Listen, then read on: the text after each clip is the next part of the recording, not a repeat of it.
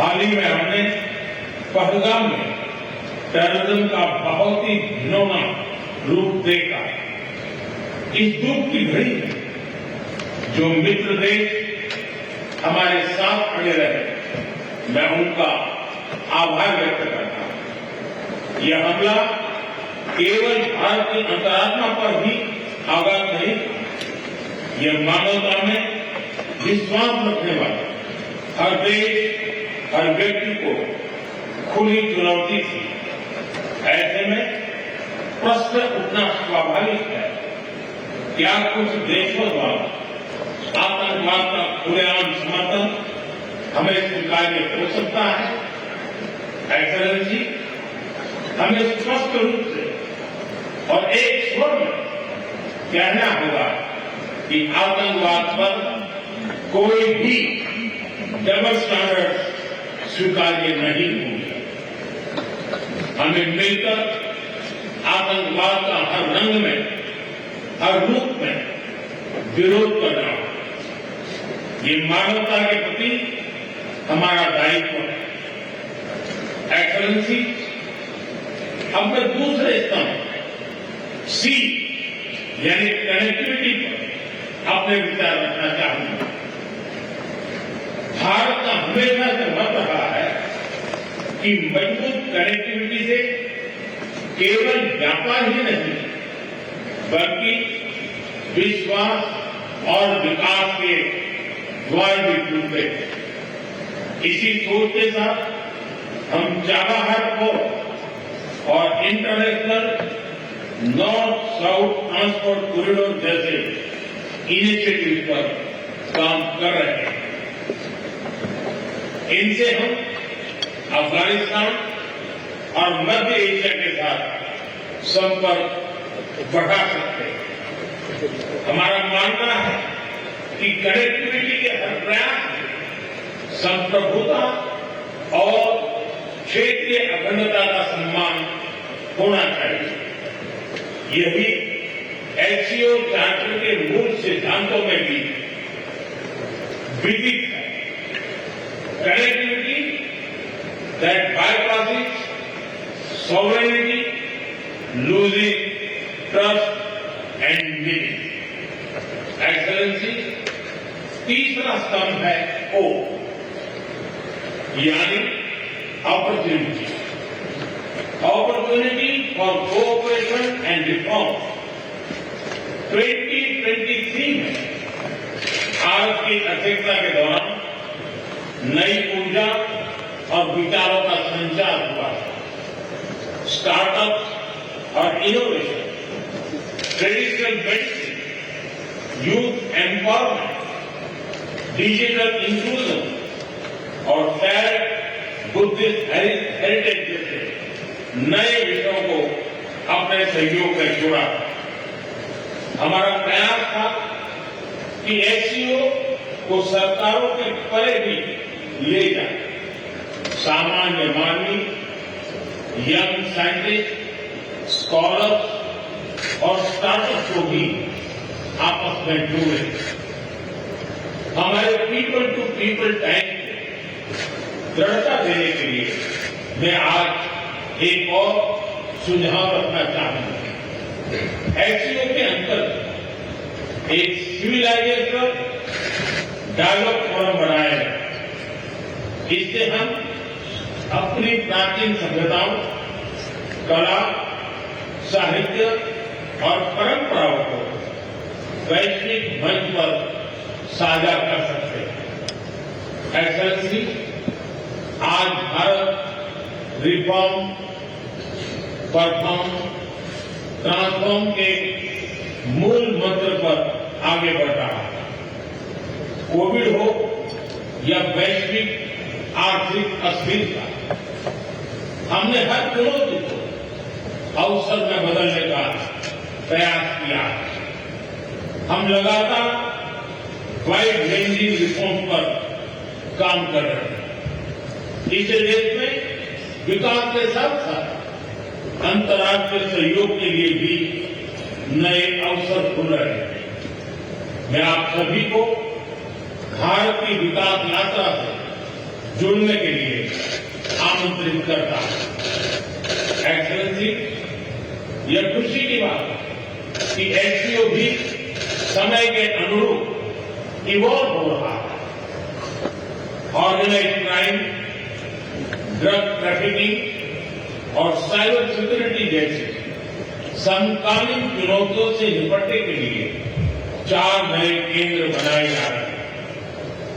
हम इस reform oriented mindset का स्वागत करते हैं।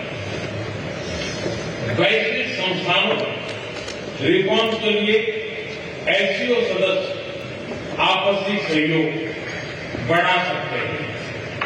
संयुक्त राष्ट्र की 80वीं वर्षगांठ के अवसर पर हम एकमत होकर यूएन रिफॉर्म का आह्वान कर सकते हैं।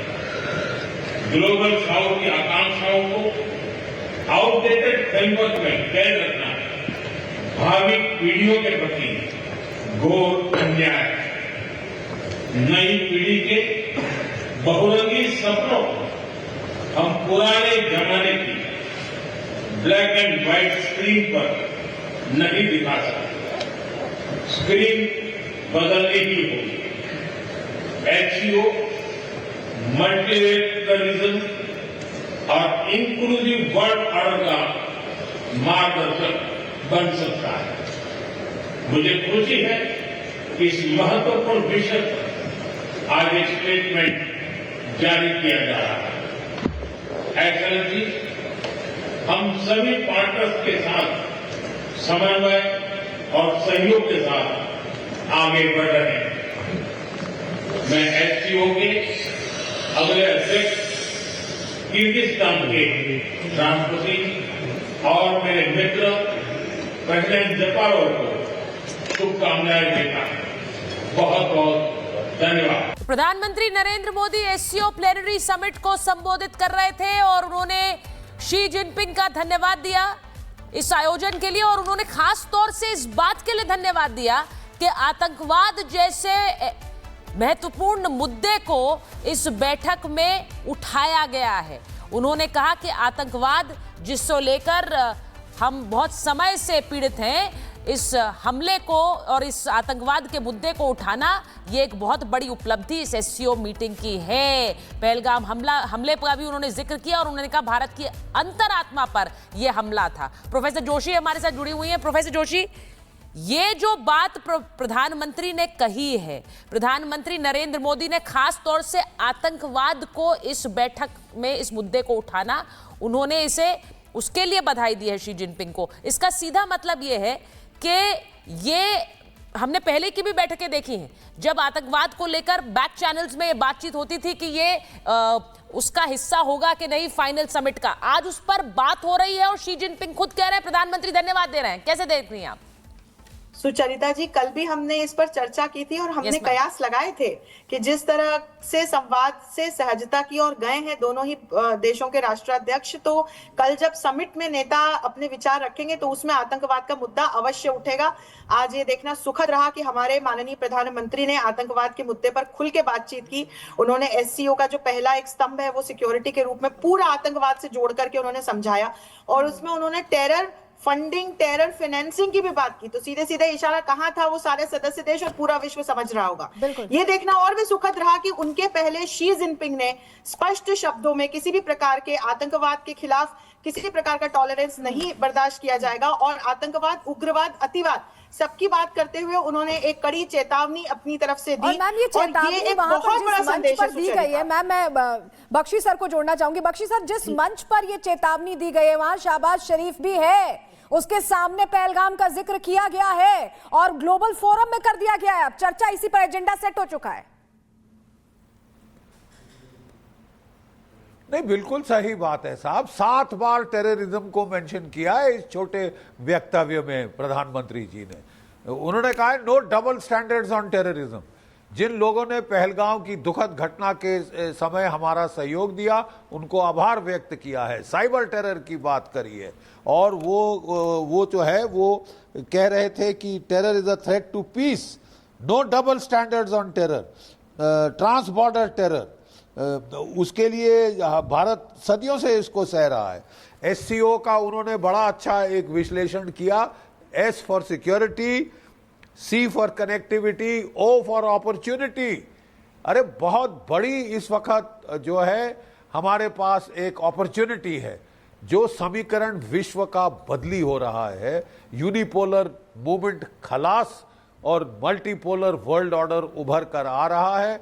इसमें जो वैश्विक संस्थाएं हैं उनको स्ट्रेंथन करना होगा कि सर्व का जनहित जो है वो उभर कर आए।